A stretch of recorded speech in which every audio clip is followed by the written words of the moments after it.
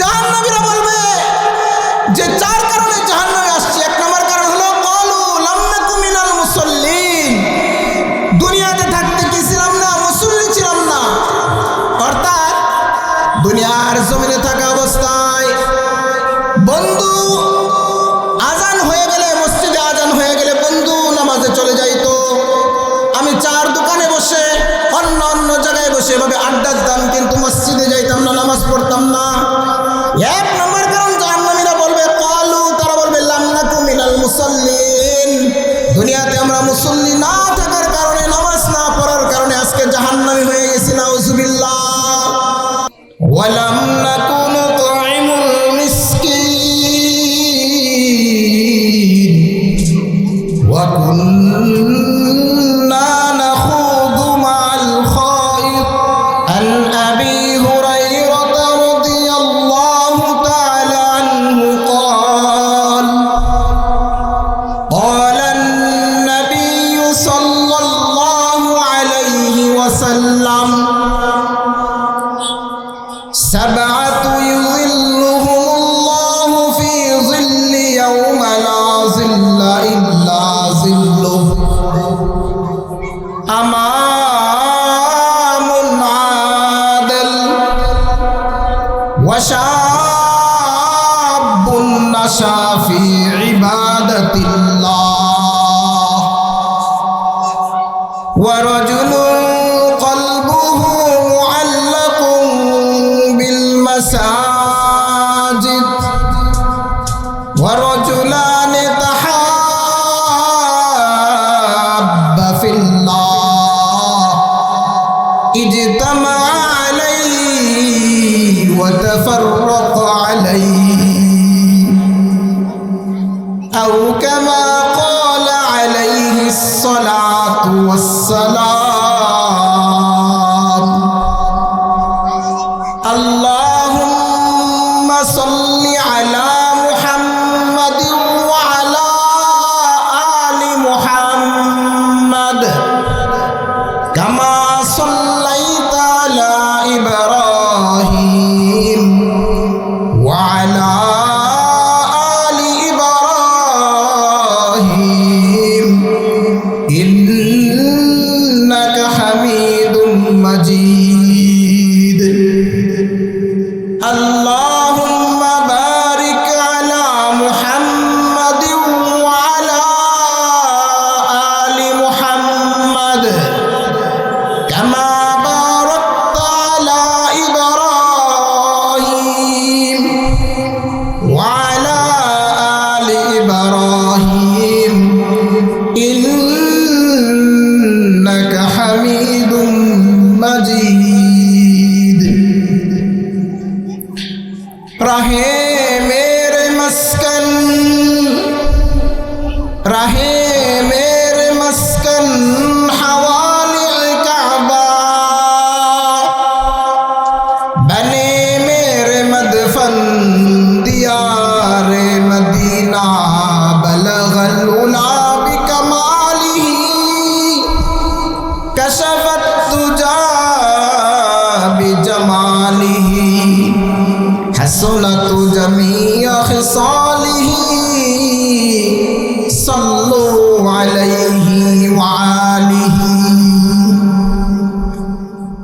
الحمد لله. আল্লাহ সুবহানাহু ওয়া তাআলার দরবারে লাখো কোটি শুকর এবং সুজুদ যে আল্লাহ সুবহানাহু ওয়া তাআলা আমাদেরকে আজকে এমন একটি মজলিস তথা জান্নাতের বাগান উপহার দিয়েছেন। সেই জন্য অন্তরের অন্তঃস্থল থেকে, মনের গভীর থেকে, হৃদয়ের সবটুকু ভালোবাসা উজাড় করে, দরদ নিয়ে, আবেগ ভরে সকলেই একবার শুকরিয়া আদায় করি আলহামদুলিল্লাহ। এই মজলিসটা অত্যন্ত দামি একটা মজলিস। এই মজলিসটা কতটুকু দাম, আজকে এই মজলিসে বসলে পরে কি লাভ, কি ফায়দা। মানুষ যদি কোনো জিনিসের ফায়দা এবং লাভ না জানে তখন সে এই কাজটা করতে কিনা রাজি হয় না। এই জন্য মজলিসে সম্পর্কে, এই মজলিসের ফায়দা সম্পর্কে শুরুতে 2-4টা কথা বলতে চাই। আল্লাহর নবী সরকারে দো আলম নবী জনাবে মুহাম্মদুর রাসূলুল্লাহ, সকলে পড়েন সাল্লাল্লাহু আলাইহি ওয়াসাল্লাম, হাদিসে পাকে বলেন, সাহাবায়ে কেরামকে লক্ষ্য করে বলেন, সাহাবায়ে কেরাম তোমরা যদি কোনো জিকিরের মজলিস পাও তাহলে সেখানে বসো, বিচরণ করো। আল্লাহর নবী সরকারে দো আলম নবীকে সাহাবায়ে কেরাম জিজ্ঞেস করে, ইয়া রাসূলুল্লাহ, এই মজলিসে বসলে কি লাভ, কি ফায়দা? সরকারে দো আলম নবী বলছিলেন যে জান্নাতের বাগানে বসো। তো সাহাবায়ে কেরাম আল্লাহর রাসূলকে বলেন, মা রিয়াজুল জান্নাহ, ওগো আল্লাহর রাসূল, জান্নাতের বাগান কি? আল্লাহর রাসূল সাল্লাল্লাহু আলাইহি সাল্লাম তখন প্রতি উত্তরে বলছিলেন, দুনিয়ার জমিনে যে জায়গার মধ্যে ওয়াজ মাহফিল তথা জিকিরের আয়োজন করা হয়, যেখানে কোরআন সুন্নাহ ভিত্তিক আল্লাহ তাআলাকে শরণার্থে যে সমস্ত আয়োজনগুলি করা হয়, এই সমস্ত আয়োজন যে জায়গায় করা হয়, ওই জায়গাটা আর সাধারণ কোনো জায়গা থাকে না, সেটা জান্নাতের পরিণত হয়ে যায়। সুবহানাল্লাহ। সহিহ মুসলিম শরীফের হাদিস, আল্লাহ রাসূল সাল্লাল্লাহু আলাইহি ওয়াসাল্লাম এই হাদিস কিতাবুজ জিকিরের মধ্যে আসছে যে এই মজলিসকে জান্নাতি মজলিস বলে ঘোষণা করেছেন। সুবহানাল্লাহ। শুধু তাই নয়, এই মজলিসের চারপাশে স্পষ্ট হাদিসে আসছে, এই মজলিসের চারপাশে জমিনে চলাফেরা করে একদল ফেরেশতা আছে, তারা এই মজলিসের চারপাশে এমনভাবে বেষ্টনী দিয়ে থাকে, তাদের বেষ্টনী একের পর এক এভাবে হয়তো এরকম হয় যে তাদের বেষ্টনীটা আরশে আজিমের সাথে গিয়ে ঠেক লাগে। সুবহানাল্লাহ। আল্লাহ সুবহানাহু ওয়া তাআলা ডাক দিয়ে বলে যে ফেরেশতারা তোমরা কি করতেছো, কোথায় আছো? আল্লাহ তাআলা জানা সত্ত্বেও এই প্রশ্ন করে। ফেরেশতারা তখন আল্লাহ তাআলার প্রতি উত্তরে বলে, আল্লাহ, এমন এক জায়গায় মাহফিলের আয়োজন করা হয়েছে যেখানে আপনার পেয়ারা বান্দারা, কিছু সংখ্যক বান্দা বসছে আর কিছু সংখ্যক বান্দারা কি করতেছে, আলোচনা শুনতেছে। আল্লাহ সুবহানাহু ওয়া তাআলা ফেরেশতাদেরকে ডাক দিয়ে বলে, ও ফেরেশতারা, ও ফেরেশতারা, ওই মাহফিলে যে সমস্ত আমার প্রিয় বান্দারা বসছে তারা কি চায়?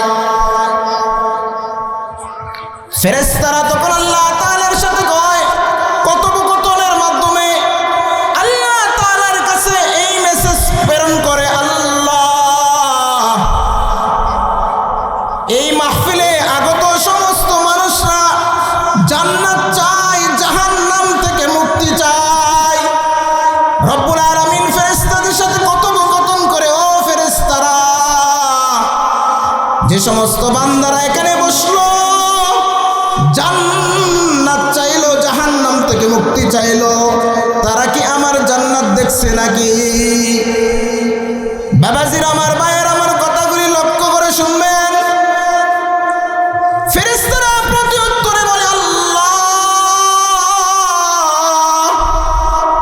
তোমার জান্নাত জাহান্নাম দেখে নাই, কিন্তু তোমাকে বিশ্বাস করার পর, তোমার উপর ঈমান আনার পর, সরকারে দো আলম নবীর সুন্নতের উপর আমল করার পর আল্লাহ এখানে বসে গেছে, তারা জাহান্নাম থেকে মুক্তি চাই, জান্নাত চাই।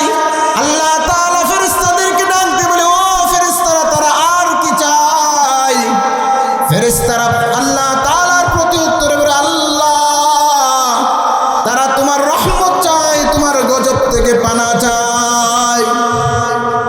বাবাজির আমার, ভাইয়ের আমার, ফেরেশতাদের প্রতি উত্তরে আল্লাহ তাআলা ডাক দিয়ে বলে, ও ফেরেশতারা, শুনে নাও, শুনে নাও, আমি আল্লাহ তাআলা ঘোষণা দিতেছি তোমাদেরকে সাক্ষী রেখে, এই মজলিসে যারা আসলো এবং যারা বসে গেল, যারা উলামায়ে কেরামের সাথে সহবত জুড়াইয়া দিল, ও ফেরেশতারা তোমরা সাক্ষী থাকো,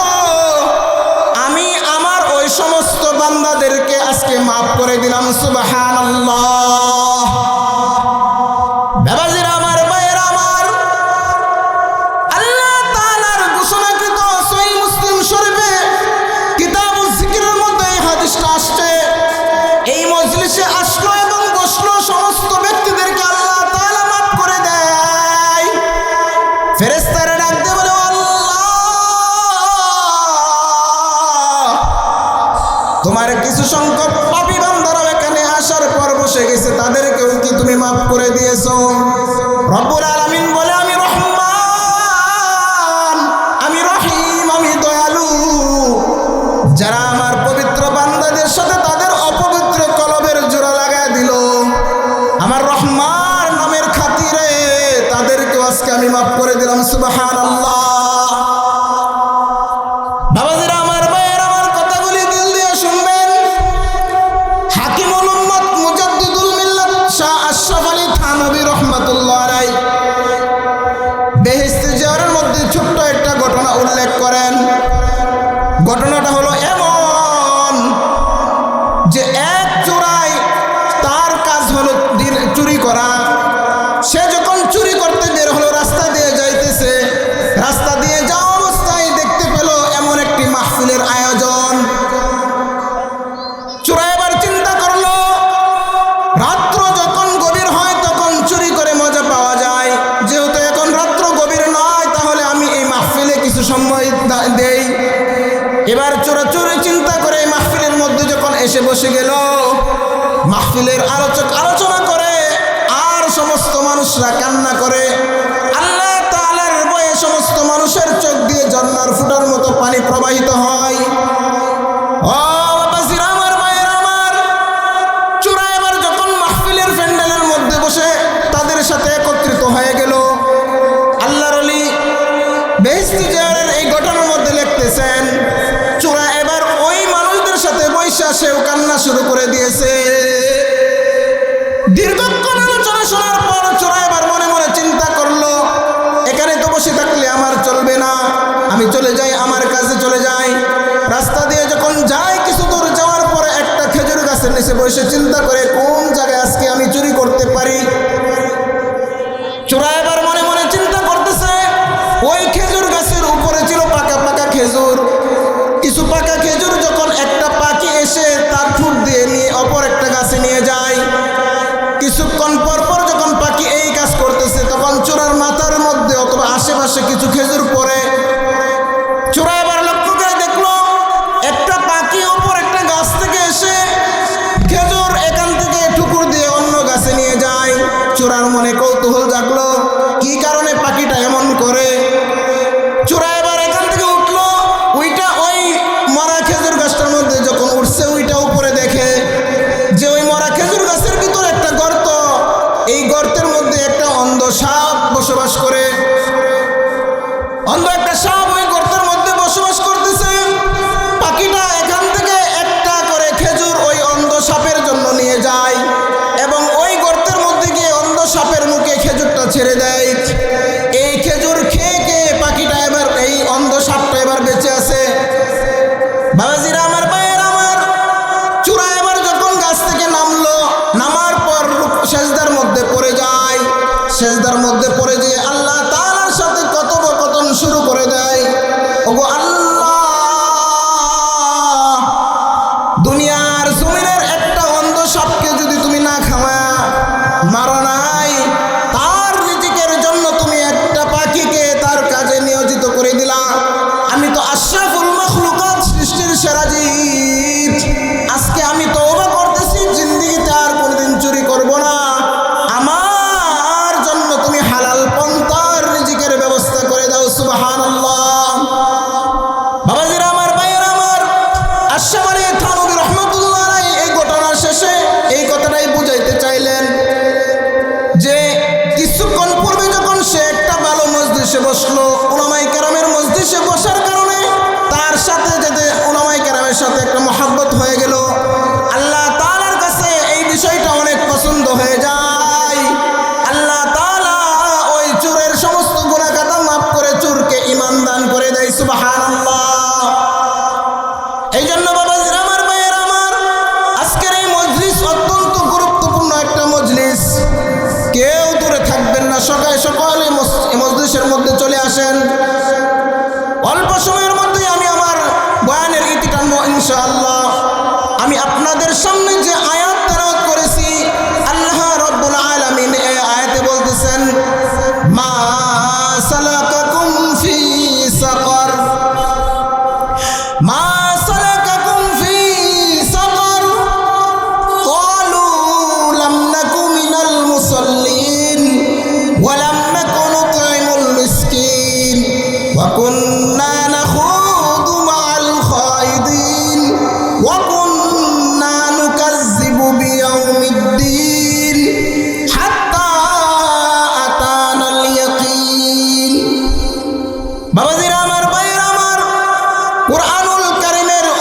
নম্বর পারার সূরা মুদ্দাসসিরের 42 থেকে 47 নম্বর আয়াত আমি আপনাদের সামনে তেলাওয়াত করেছি।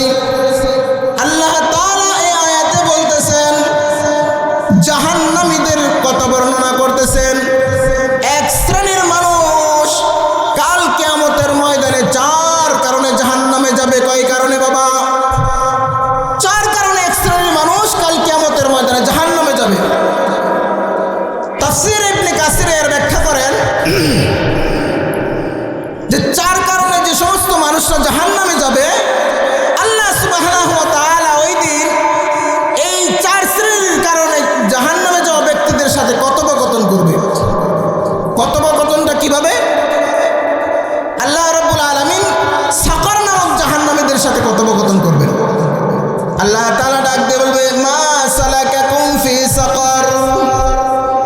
রব্বুল আলামিন সাকার নামক জাহান্নামীদেরকে ডাক দিয়ে বলবে, তোমাদেরকে কোন জিনিস সাকার নামক জাহান্নামে আনলো, অর্থাৎ কে প্রবেশ করাইলো? রব্বুল আলামিন যখন সাকার নামক জাহান্নামীদেরকে এই কথা বলবে, সাকার নামক জাহান্নামীরা তখন আল্লাহ তাআলার প্রতি উত্তরে বলবে, 4 কারণে আজকে আমরা জাহান্নামে আসছি। কয় কারণে বলেন বাবা? আল্লাহ তাআলার এই আয়াতে বলতেছেন, জাহান্নামীরা 4 কারণে জাহান্নামে আসছে, এটা তারা কাল কিয়ামতের ময়দানে স্বীকার করবে। 1 নাম্বার হলো বাবা, ক্বালু লাম নাকু মিনাল মুসাল্লিন। রব্বুল আলামিন আয়াতে বলেন, 4 কারণে যে সমস্ত বান্দারা জাহান্নামে আসছে তাদের মধ্যে 1 নাম্বার কারণ হলো ক্বালু লাম নাকু মিনাল মুসাল্লিন। 1 নাম্বার কারণ হলো দুনিয়ার জমিনে থাকা অবস্থায় আমি মুসল্লি ছিলাম না। কি ছিলাম না? মুসল্লি ছিলাম না।